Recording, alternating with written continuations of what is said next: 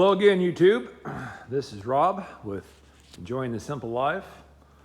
And today I'm going to make kind of a follow-up video to my 5-year review of the M5660 and actually try to get it out today, cold start it for you guys. It's probably been 6 weeks since I had it started, and it's probably 40 degrees today here early February in northern Missouri.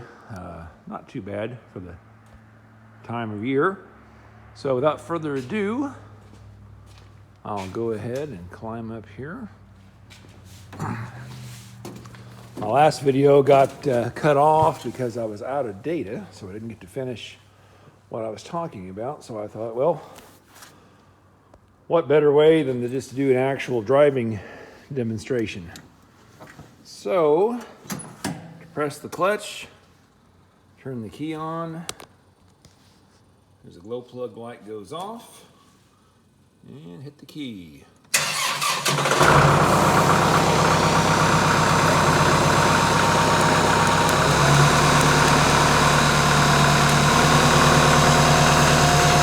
a little bit of hydraulic whine.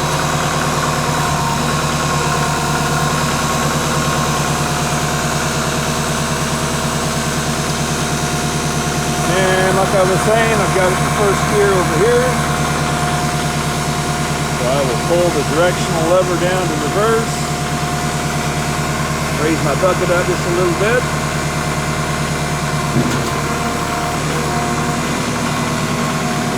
And away we go.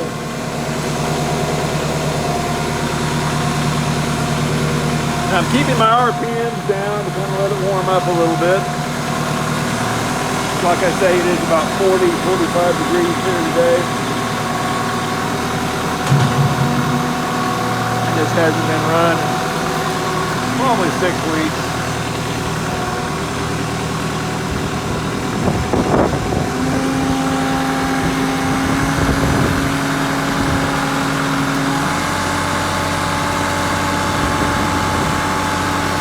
Get this outside.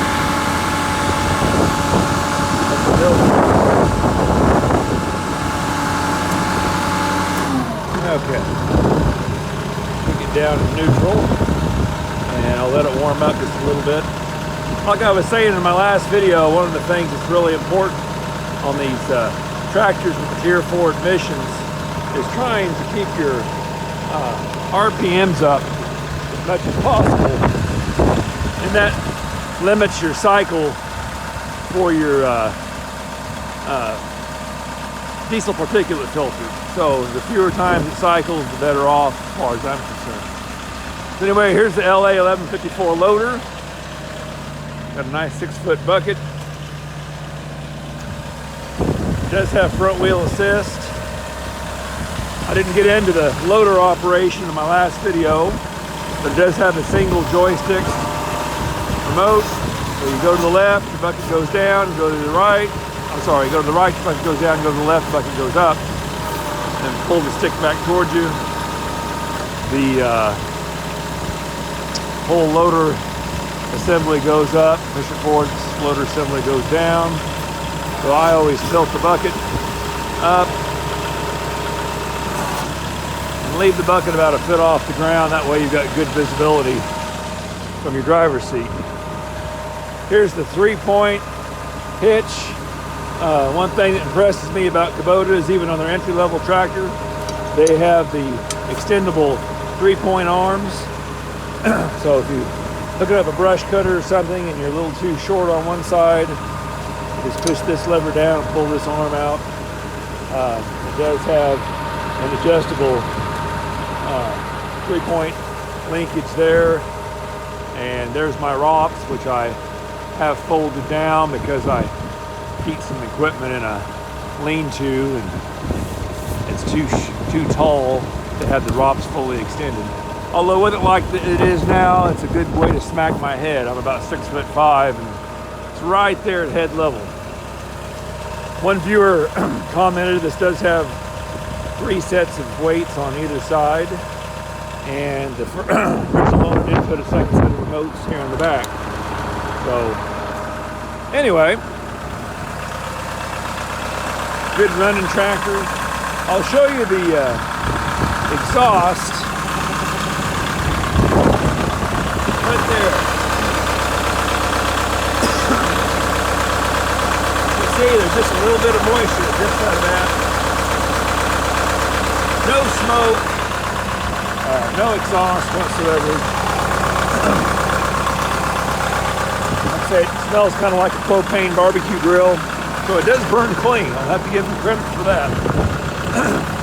For all the hassle that the Tier 4 emission system has, it does burn clean. So I'm going to increase my RPMs here to about 1600. Get this thing in third gear. Got it in the low side, and I pull my directional indicator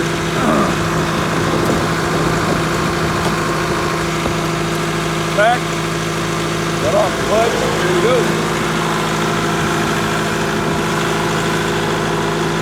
Okay, now as I was saying before,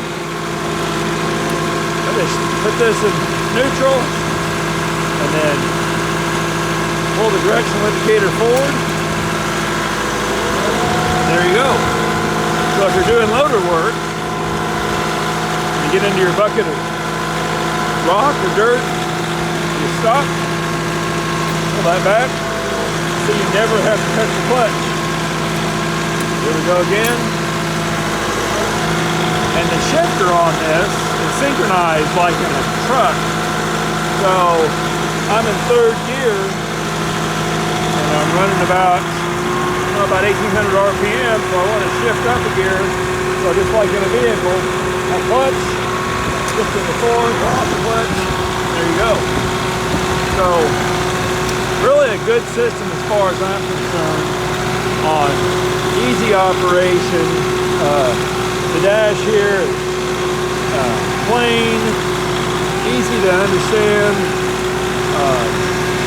There's a button here that you can push and it changes, doesn't get the PTOs off. I'm using 0.86 gallon of fuel an hour. I've got 285.6 hours. So, and then when I engage my PTO, it will tell me digitally what my RPM speed is. So really nice, got some little bit of high-tech features while at the same time keeping it plain Jane. Anyway, I'm gonna stop, shift this over to the high side. So all I have to do is put that in neutral.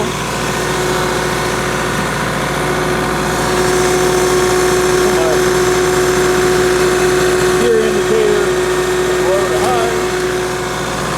Now I'm going to shift it to first.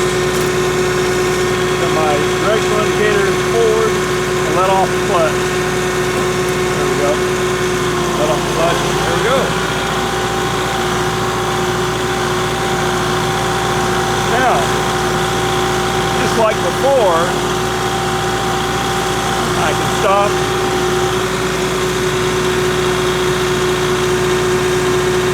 pull the indicator backward. Now I'm going on the high side in reverse.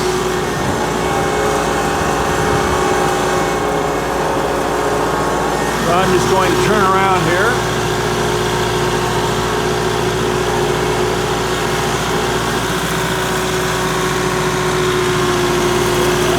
Gears again.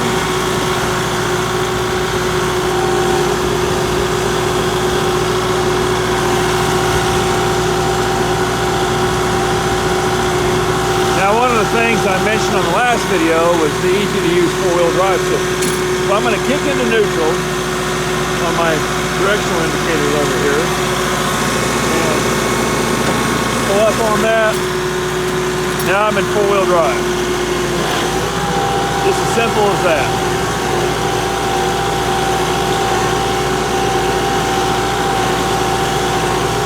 Now the special utility does not have any lights that come on the dash.